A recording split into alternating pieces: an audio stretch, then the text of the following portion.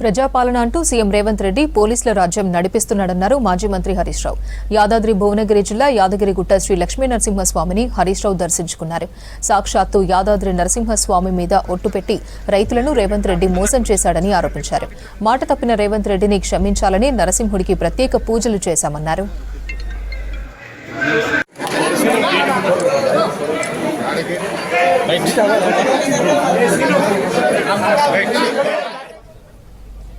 రుణమాఫీ చేయాలని ధర్నా చేస్తున్న కార్యకర్తలను అరెస్టును తీవ్రంగా ఖండిస్తున్నానన్నారు. ఎన్ని కేసులు పెట్టినా కాంగ్రెస్ ప్రభుత్వం 100% రుణమాఫీ చేసేదాకా పోరాడతామన్నారు హరీష్ రావు.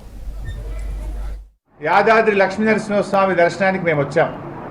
మీ అందరికీ కూడా తెలుసు ఏం జరిగిందో కూడా మీ అందరికీ తెలుసు. ఈ రాష్ట్రంలో డిసెంబర్ 7వ తేదీన మా ప్రభుత్వం అధికారంలో వచ్చిన వెంటనే ఏకకాలంలో 2 లక్షల రుణమాఫీ చేస్తామని చెప్పింది రేవంత్ రెడ్డి గారా కాదా?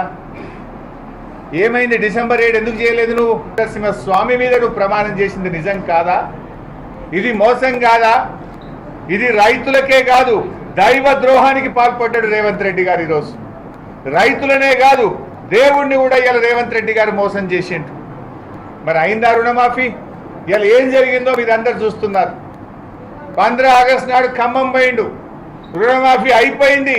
హరీష్ రావు వాగుల దుంకు అన్నాడు, రాజీనామా చెయ్యి అన్నాడు. నేను అట్లా మాట్లాడను, నాకు విజ్ఞత ఉంది, నాకు సంస్కారం ఉంది. రేవంత్ రెడ్డి నువ్వు మాట తప్పితే ప్రజలే నీ సంగతి చూసుకుంటారు. ప్రజల పక్షాన పోరాడడం నాకు తెలుసు, మాట మీద నిలబడడం నాకు తెలుసు. ఎమ్మెల్యే పదవికి కేసీఆర్ గారు ఆదేశిస్తే 2 సార్లు రాజీనామా చేసిన, మంత్రి పదవికి కూడా రాజీనామా చేసిన చరిత్ర మాకుంది.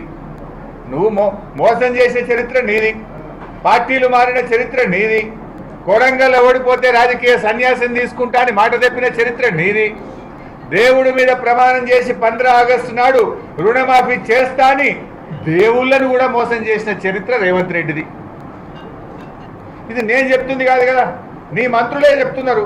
ఒక ఆయన 12,000 కోట్లు ఇవ్వాలంటుండు, ఒక ఆయన 17 లక్షల మంది రైతులకు ఇంక ఇచ్చేది ఉన్నదంటుండు, ఇంకొక ఆయన ఏమో 42 లక్షల్లో 20 లక్షల మందికే ముట్టింది, ఇంక 22 లక్షల మందికి ముట్టలేదు అంటుండు. మరి దీన్ని బట్టి ఎవరు రాజీనామా చేయాలి? రేవంత్ రెడ్డి గారు, నీకు నీతి నిజాయితీ ఉంటే బహిరంగంగా తెలంగాణ ప్రజలకు క్షమాపణ చెప్పు.